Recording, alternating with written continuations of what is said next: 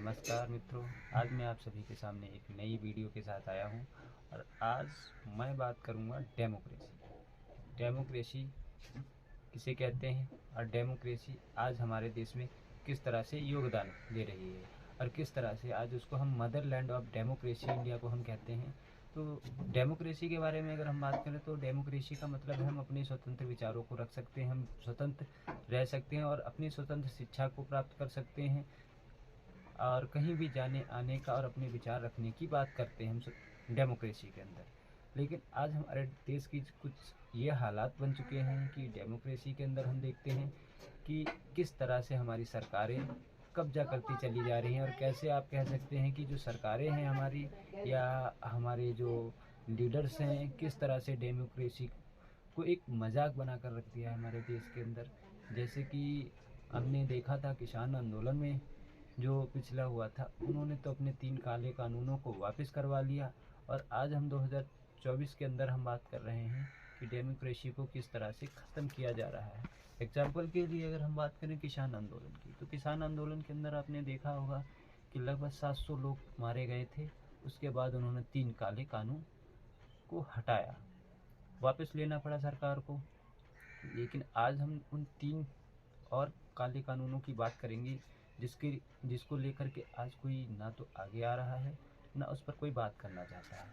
जैसे कि हम बात करेंगे 3 नए जो आप ब्रॉडकास्टिंग सर्विस बिल की बात करेंगे। ये क्या है? ये 2023 में लाया गया था। इसके अंदर क्या था कि रेगुलेशंस की बात करी गई है। किस तरह के रेगुलेशंस की बात करी गई है? ब्रॉडकास्टिंग सर्विस बिल क्या है?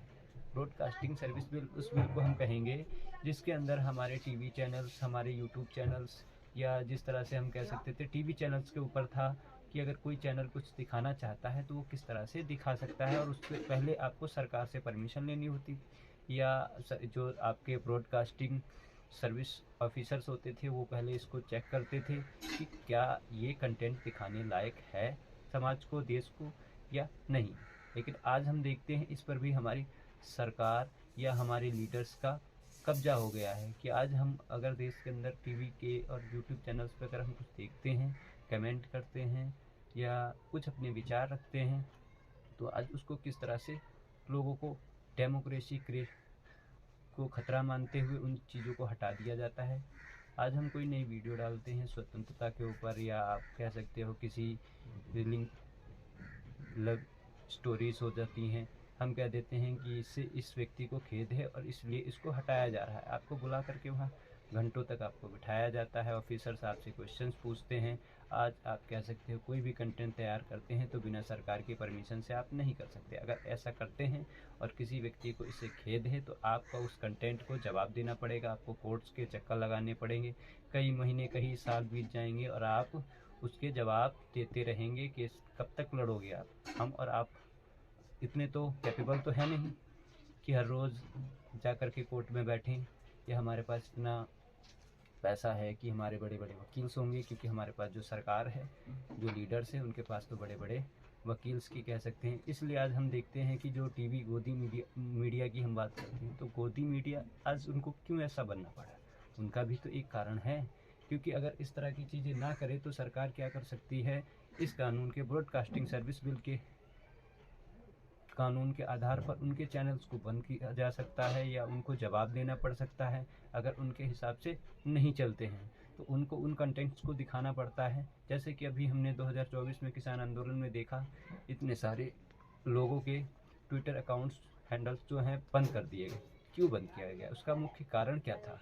मुख्य कारण यह था बंद करने का क्योंकि उन्होंने सरकार से क्वेश्चंस पूछे और सरकार ने क्या किया? डेमोक्रेसी को खतरा मानते हुए उन ट्विटर अकाउंट्स को बंद कर दिया। लेकिन ट्विटर ने भी इस चीज़ को माना है कि ये तो डेमोक्रेसी के लिए खतरा है, क्योंकि हम इतने सारे अकाउंट्स को कैसे बंद कर सकते हैं, वो अपनी आवाज़ कैसे उठा सकते हैं। आज हमारी आवाज़ को दबाया जा रहा है। इसका कारण क्या है डेमोक्रेसी के अंदर? दूसरा कानून है टेलीकम्युनिकेशन एक्ट 2023। टेलीकम्युनिकेशन 2023 एक्ट है। इसके अंदर हम बात करते हैं कि जिस तरह से हमारे कानूनों टेलीकॉम जो सर्विसेज हैं इनको किस तरह से हमारे लिए खड़ा किया जा रहा है लोगों के लिए। जो यूट्यूब चैनल्स हों, वीडियोस हैं, जो फ्रीडम्स हैं, इनको ना दे करके इनके ऊपर इनके कंटेंट को सबसे पहले सरकार चेक करेगी या हमारे लीडर्स चेक करेंगे या हमारे ऑफिसर चेक करेंगे क्या ये कंटेंट दिखाने लायक है तो दिखाया जाएगा, अन्यथा आपको कहाँ गायब कर दिया गया आपको पता तक नहीं चलेगा।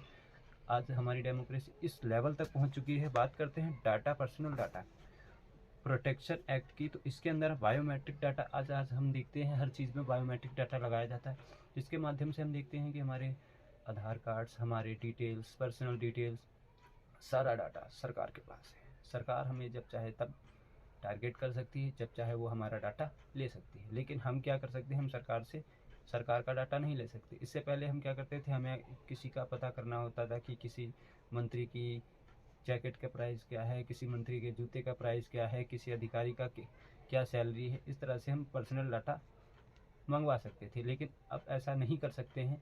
हम सरकारी किसी ऑफिसर का कोई डाटा पर्सनल नहीं ले सकते हैं। अगर ऐसा हम सर्च भी करते हैं या इस तरह की चीज़ें करते हैं तो आप जो फ्रीडम पे क्वेश्चन मार्क जो उठा है उसको कह सकते हैं कि हमारी आज़ादी के साथ खिलवाड़ है, तो वो हम पर एक्शन ले सकते हैं।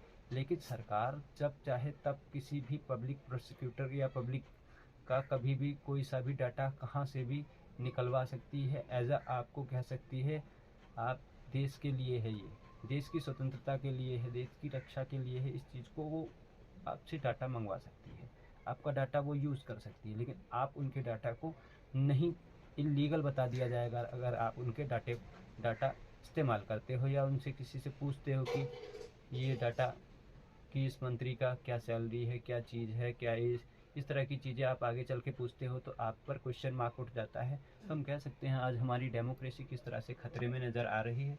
आज हम डेमोक्रेसी के अंदर इन चीज़ों को डिफ़ाइन कर रहे हैं इसलिए क्योंकि हम देखते हैं धीरे धीरे कुछ समय के बाद ऐसा हो जाएगा कि आज हम जिस तरह से फ्रीडम से वीडियोस बना रहे हैं, अपनी बातों को रख रहे हैं, 4 दिन बाद, कुछ साल बाद ऐसा हो जाएगा कि हम इस तरह की चीज़ें नहीं कर पाएंगे। क्योंकि आज जिस तरह से गोदी मीडिया हो चुकी है, आज प्राइवेट्स जो हम देख सकते हैं, यूट्यूब चैनल्स हैं जो आगे चल करके बातों को सही राइट्स को रखते हैं, लेकिन उनके भी चैनल्स, उनके ऊपर भी केसेस जिस तरह से हो रहे हैं। और हम बात कर रहे थे टेलीकम्युनिकेशन एक्ट की, तो हम देखते हैं इन एक्ट्स के माध्यम से क्या होता है।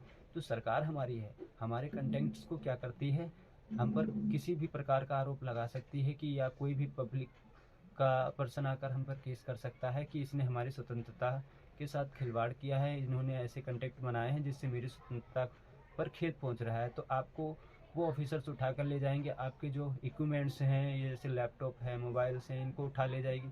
आप इन EMI पे हम बड़ी मुश्किल से तो ले पाते हैं, उसके बाद भी जब इनको सरकार उठा कर ले जाएगी, इन पर केसेस चलते रहेंगे और हम इनका इस्तेमाल भी नहीं कर सकते हैं। और हम कब तक इस तरह से दूसरे इक्विपमेंट्स खरीदेंगे। EMI पे लेते हैं, इनकी किस्त देते देते साल हमारे बीत जाते हैं, और अगर सरकार इसको, हमारे ऑफिसर्स अगर इसको ले गए केस के लिए, तो उसके बाद कब मिलेंगे कब नहीं मिलेंगे हमें नहीं पता, क्योंकि सालों तक केस चलते रहते हैं।